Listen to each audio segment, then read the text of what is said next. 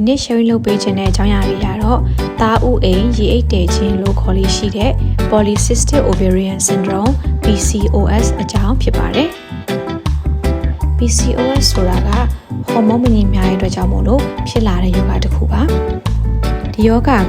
အမျိုးသမီးတွေမှာဆိုရင်ရာသီသွေးစလာတဲ့အသက်အရွယ်ကနေရာသီသွေးဆုံးခြင်းမတိုင်ခင်အသက်အရွယ်ဘယ်ပိုင်းခြားမှမဆိုဖြစ်နိုင်ခြေရှိပါတယ်။ပြီးတော့ဒီယောဂကသားဥအိမ်တွေမှာအမျိုးသားဟော်မုန်းတနည်းအားဖြင့်ပြောရရင် androgen လို့ခေါ်တဲ့ဟော်မုန်းတွေအများများနေပြီးတော့ရာသီမမှန်ခြင်းတတိအောင်ရခက်ခြင်းနဲ့သားဥအိမ်မှာအရေးအိတ်လေးတွေပါဖြစ်တတ်ပါတယ်။ PCOS ရဲ့အဖြစ်များတဲ့လက္ခဏာတွေပြောပါဆိုရင်တော့ရာသီမမှန်ခြင်းဝက်ချံနဲ့အစီဖြန်နဲ့အသားရည်တွေဖြစ်တတ်ခြင်းအမျိုးသားတွေကဲ့သို့မျက်နှာခန္ဓာကိုယ်ပေါ်မှာအမွှေးမြင်တွေတိတိတသားထွက်လာခြင်းကိုယ်လေးချိန်တက်ခြင်းအကယ်၍ကိုယ်လေးချိန်ချမယ်ဆိုရင်လည်းအလွယ်တကူမချခြင်းထိတ်မှာသပင်တွေပါလာခြင်းကိုယ်ဝင်ရဖို့ခက်ခဲခြင်းစတာတွေဖြစ်တတ်ပါတယ်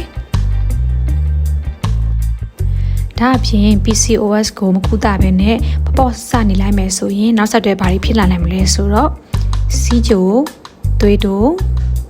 နှလုံးယောဂသတိမအောင်ခြင်းစိတ်ကြယောဂနဲ့အခြားဆိုးရင်ပူပန်မှုတွေများခြင်းတအိမ်ကင်ဆာစတဲ့ပြဿနာတွေဖြစ်လာနိုင်တတ်ပါတယ်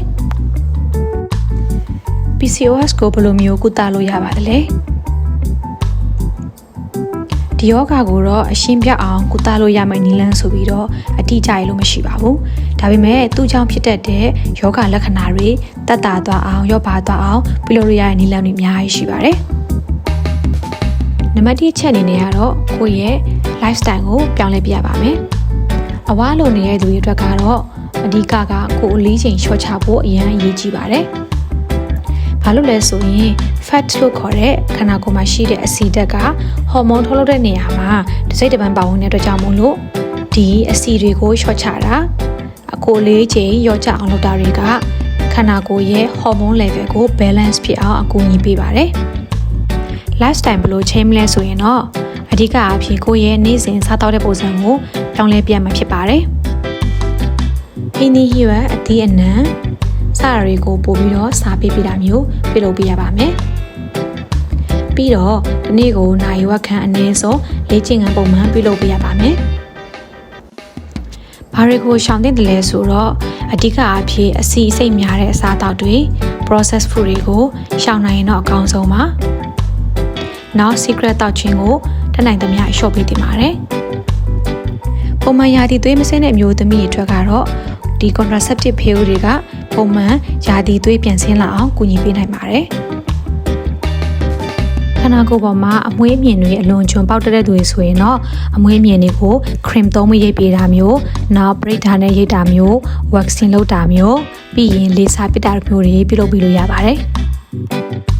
ကိုယ်ရချင်ပေမဲ့ဒီ PCOS ယောဂကြောင့်ကိုယ်ရဖို့ခက်ခဲနေတဲ့အမျိုးသမီးတွေအတွက်လည်းပဲ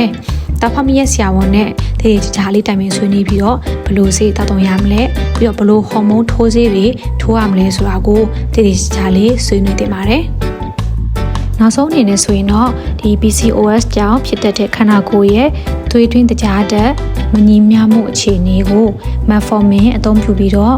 သွေးတွင်းတကြားကိုပြန်ပြီးတော့ညီမျှအောင်ပြုလုပ်ပေးလေးရှိပါတယ်ဒီလိုမျိုးပြုလုပ်ပေးခြင်းရလဲပဲ androgen လို့ခေါ်တဲ့အမျိုးသားဟော်မုန်း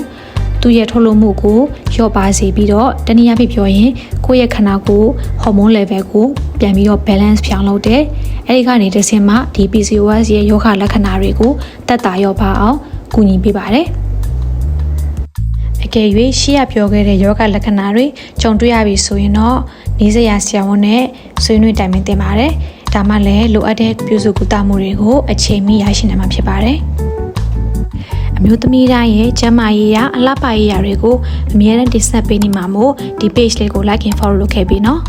See you in the next video. Bye.